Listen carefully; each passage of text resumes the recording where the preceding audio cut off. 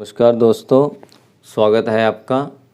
दोस्तों, अच्छे भोजन की बात की जाए तो हमारी रोटी जो है वो खाने में सबसे इम्पॉर्टेंट है। तो आज हम बात करने जा रहे हैं कि हमें रोटी के लिए कौन सा आटा यूज़ करना चाहिए। बाज़ार में अगर देखा जाए तो हमें दो तरह के आटे मिल रहे हैं, एक रूले वाला आटा, एक बिना रूले वाला आटा। तो रूले वाले आटे में क्या होता है कि रूला मशीन से आटे का कणक का जो है वो छिलका उतार लिया जाता है और उसमें जो गुद्दा बचता है उसको पीस के उसका आटा बनाया जाता है। और बिना रूले वाले आटे में कणक जो वो छिलका समेत पीसी जाती है, उसका जो छिलका होता है वो थोड़ा हार्ड होता है, इसलिए उसमें जो है वो भूसा आता है।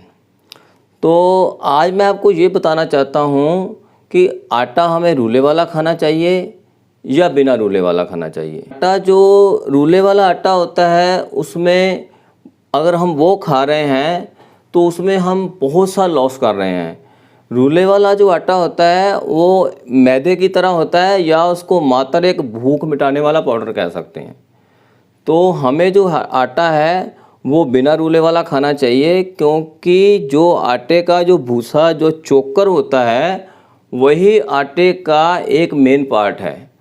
उसी में जो मेन विटामिन्स पाए जाते हैं। विटामिन्स की अगर बात करें तो चोकर में vitamin B1, vitamin B6, manganese, magnesium और ढेर सारे फाइबर्स, बहुत अच्छी मात्रा में फाइबर पाया जाता है।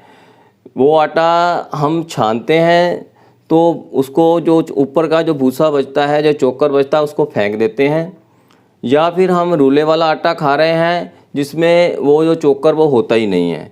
तो दोस्तों, अगर आप वो आटा खा रहे हैं, रूले वाला आटा खा रहे हैं, बिना चोकर वाला आटा खा रहे हैं, तो आज से वो आटा बंद कर दो, क्योंकि वो आटा आपके लिए बहुत नुकसानदायक है और आपसे आपके पौष्टिक जो तत्व है वो भी, उसका भी आप नुकसान कर रहे हो।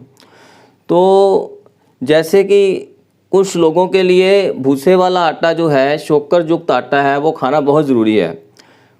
जैसे कि कब्ज़ का पेशेंट। दोस्तों, आपने देखा होगा कि कुछ लोग परमानेंटली कब्ज़ के पेशेंट हैं। वो कब्ज़ के लिए टैबलेट्स भी खाते हैं, लिक्विड भी ले रहे हैं, लेकिन उनकी कब्ज़ जो है वो ठीक नहीं हो रही है। उसका कारण क्या है? वो आटा जो बिना रूले वाला जो आटा खा रहे हैं।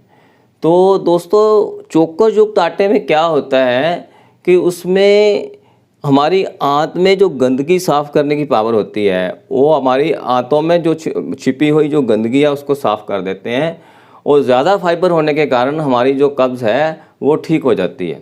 उसके बाद मोटापे के पेशेंट के लिए चोकर युक्त आटा खाना बहुत ज़रूरी है, क्योंकि चोकर युक्त जो आटा होता है, चोकर बहुत हल्का होता है और उसमें विटामिन्स बहुत ज़्यादा होते हैं, जिसके कारण हमारा मोटापा जो है, फाइबर के कारण होने के जो हमारे मोटापा जो है वो ठीक हो जाता है। उसके बाद हार्ट पेशेंट्स को कभी भी ये बिना रूले वाला मैदा जो है ये बिल्कुल नहीं खाना है। उनको चोकर युक्त आटा खाना है। अगर हो सके तो 50% चोकर और 50% आटा ही उनको खाना चाहिए। उनकी जो हार्ट के लिए भी बहुत ज़्यादा अच्छा है। उसके बाद शुगर पेशेंट्स के लिए आप किसी डॉक्टर के पास भी चले जाओ, वो आपको चोकर युक्त आटा खाने की सलाह देंगे।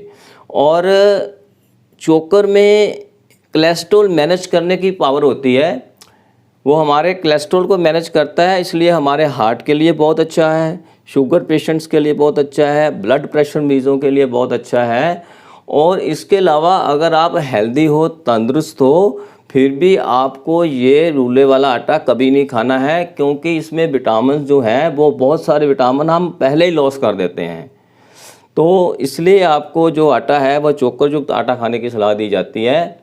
तो इस तरह से आपने जाना कि बिना रूले वाला आटा जो है हमारे लिए कितना नुकसानदायक है, और रूले वाला जो आटा है, जो चोकर युक्त जो आटा है, वो हमारे लिए कितना फ़ायदेमंद है। तो इस तरह से अगर मेरे द्वारा दी गई जानकारी आपको अच्छी लगे तो अपने दोस्तों के साथ शेयर करें। और अभी तक अगर मेरा चैनल आपने सब्सक्राइब नहीं किया है तो इसको जल्दी से सब्सक्राइब करें, ऐसी वीडियो आप तक सबसे पहले पहुंचे। Thank you.